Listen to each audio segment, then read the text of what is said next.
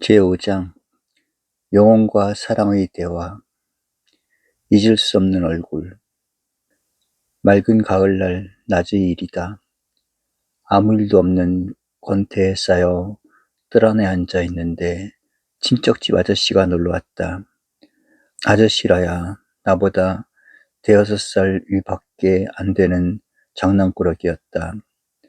아저씨는 이렇게 좋은 날씨에 왜 집에만 있느냐는 듯이 같이 동네로 놀러 가자고 앞장을 섰다. 그러나 몇십 보 안 되는 마을의 애들은 대개가 집에도 뜰에도 없었다.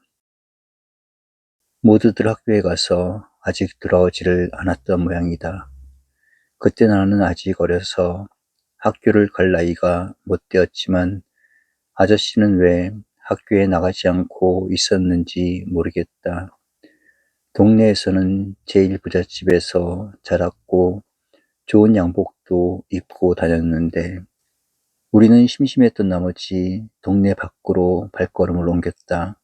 산마다 푸른 나무가 더욱 청청했고 들에는 머리를 숙인 곡식들이 밤마다 담뿍 마치 그릇 속에 가득이 담겨있는 것 같았다.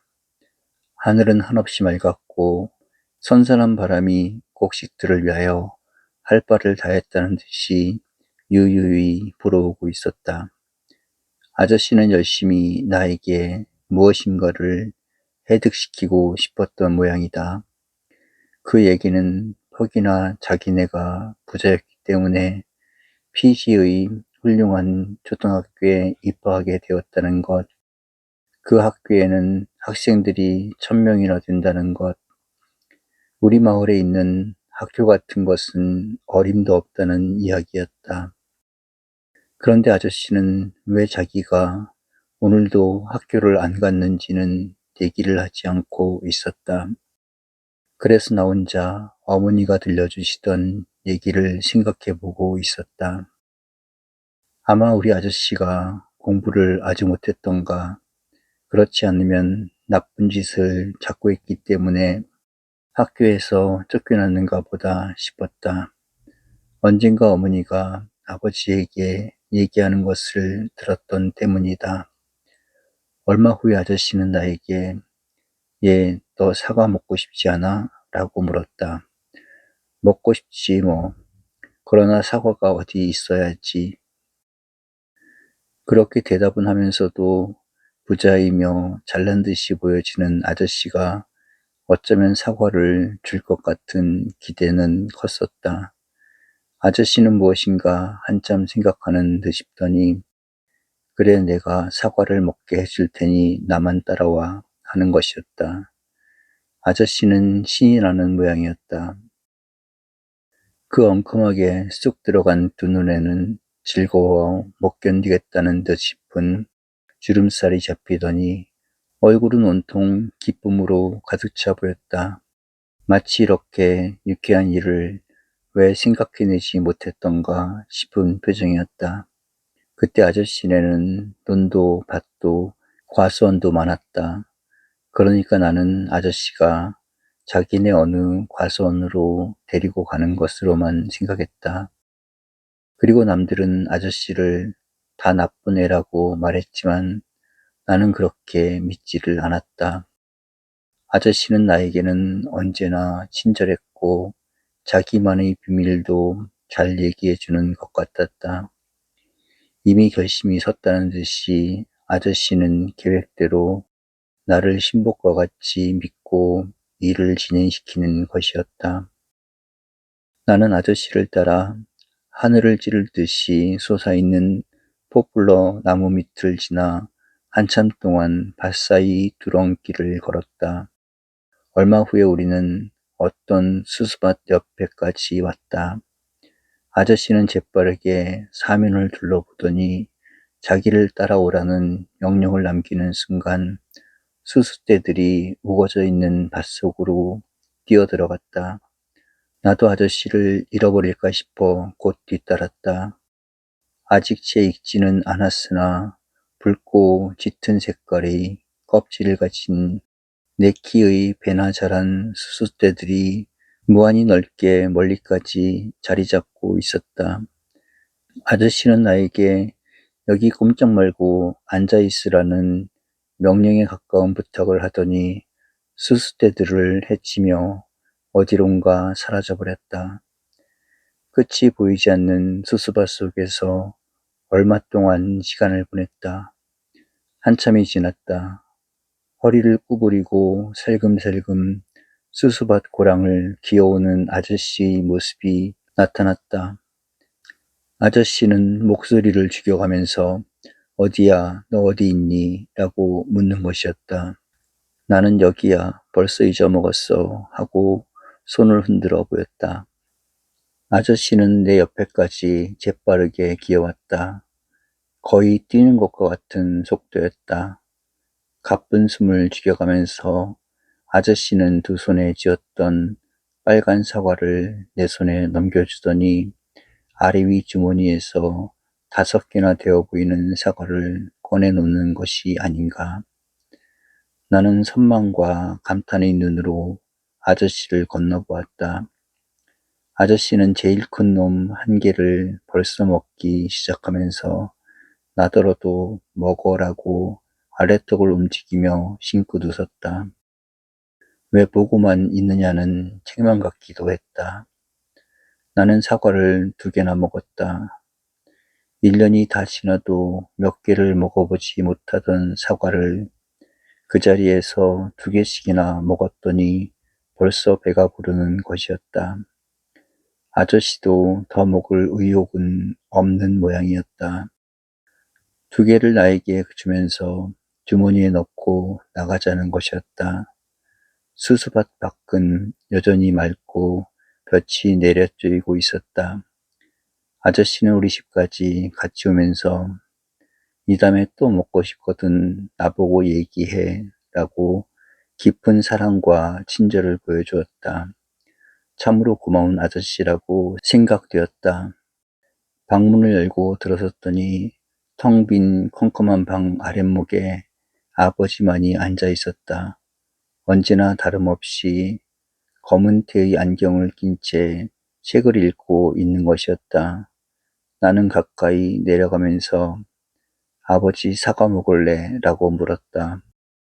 내 손은 벌써 주머니에서 사과를 꺼내고 있었던 것이다. 다른 한 알은 늦게 돌아오는 어머니의 것으로 남겨두어야 했던 때문이다. 아버지는 작은 책상 위에 놓여진 사과를 물끄러미 내려다보기만 했다. 이윽고 그 사과는 누가 주었는데? 라고 물었다. 나는 아까부터 되어진 일을 그대로 얘기했다. 그리고 아저씨가 이 다음에도 또 줄 수 있다던 얘기도 덧붙였다. 아무 말도 없이 얘기만 듣고 있던 아버지의 두 눈은 놀람과 어이없다는 표정을 지닌 채 나를 보고만 있었다. 나는 손으로 사과를 좀 더 아버지 앞으로 밀어주었다. 그렇게 볼 것 없이 먹어만 보라는 마음이었을지도 모른다. 아버지는 그 사과를 손에 쥐고 한참이나 내려다보더니 얘 너 도둑질이 무엇인지 아니? 라고 물었다. 나는 도둑질을 어떻게 하는 것인지는 모르지만 그것이 몹시 나쁘다는 것만은 알고 있었다. 그리고 아저씨가 혹시나 하는 생각이 스쳐 지나갔다. 그러나 그렇게 친절하고 고마운 아저씨가 설마 도둑질이야 했으려고 생각했다. 아버지는 사과를 다시 책상머리에 놓았다. 한참 무엇인가 생각하는 모양이었다. 그러나 그동안 나는 어떻게 했으면 좋을지 몰랐다.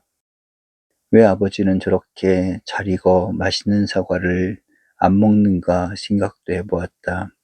한 손으로 이마를 짚고 계시던 아버지께서 장손아, 내가 왜 그런 나쁜 짓을 했니? 그러나 내가 잘못이다. 내가 아버지 구실을 다하지 못해서 그렇다. 내가 얼마나 사과가 먹고 싶다는 것을 알면서도 사다 주지를 못했구나 라고 이야기를 계속했다. 아버지의 음성은 떨리기 시작하더니 그만 흐느낌으로 변해버렸다. 나는 아무 말도 못하고 원망스러운 사과만 내려다보았다. 그리고 또 한 개 주머니에 있는 사과가 몹시 걱정이 되었다. 한참이 지났다. 아버지의 슬픔이 사라진 듯 싶었다. 장손아, 너 내 얼굴을 좀 봐라. 나는 머리를 들었다. 아버지의 얼굴을 쳐다보았다. 아버지의 얼굴은 온통 눈물투성이었다. 흘러떨어지는 눈물을 닦으려고도 않았다. 나는 그만 깜짝 놀랐다. 이 다음에는 그 아저씨하고 놀지도 말고 사과를 따먹어도 안 된다라고 곱게 타일러 주었다. 나는 머리를 끄덕였다. 나도 눈물이 쏟아질 것만 같았다. 그 뒤의 일은 기억이 없다. 지금 아버지께서 살아계시다면 금년에 72이 되신다. 아무도 모르게 38선을 넘어올 때 무척 슬퍼하시던 아버지. 그러나 그때도 이북에는 더 머물 수 없는 입장이었으니 할 수 없이 아버지를 모시지 못하고 떠났었다. 6.25 전란 때 국군과 유엔군이 북진을 했다. 부모님을 모시지 못한 원한을 풀려고 뒤따라갔었다. 그러나 어머니, 동생들, 사촌들까지 다 같이 월남하면서 아버지만은 모시지를 못했다. 피난길이 서로 어긋났기 때문이다. 아버지가 오시기를 몹시 기다리다가 부산으로 피난을 갔다.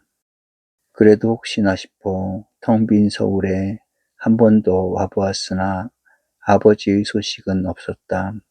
아마 해주로 오시던 길이 막혀 다시 고향으로 가신 모양이었다.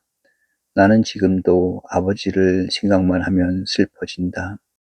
종래 아버지 말년과 임종을 모시지도 못하는 불효자식이 되어버리고 말았다. 이렇게 슬프고 가슴 아픈 일이 또 있을까? 어느 날 밤은 불효한 자식이 된 것을 원망스러이 생각하다가 혼자 깊어가는 밤을 보내는 때도 한두 번이 아니다. 그러나 모든 것은 나의 부덕의 탓이다. 그런데 이상스럽게도 지금도 아버지 생각만 하면 그때의 그 얼굴, 그 슬픔과 눈물이 가득 찬 얼굴은 도저히 잊을 수가 없어진다. 지난번 내가 있는 직장에서 있었던 가슴 아픈 일 때문에 하룻밤을 근심한 일이 있었다. 새벽 3시가 지나서야 잠이 들었다. 그러나 잠이 들어 얼마 되지도 않았는데 아버지께서 꿈에 나타나셨다. 깊은 수심에 잠겨 2번이나 거듭 한숨을 짓고 있는데 아버지께서 앞에 나타나셨다. 무엇을 그렇게 걱정하나? 옳다고 믿는 대로 살면 곧 뜻대로 될 텐데 라는 말씀을 들려주시고는 사라지셨다. 깜짝 놀라 눈을 떴다.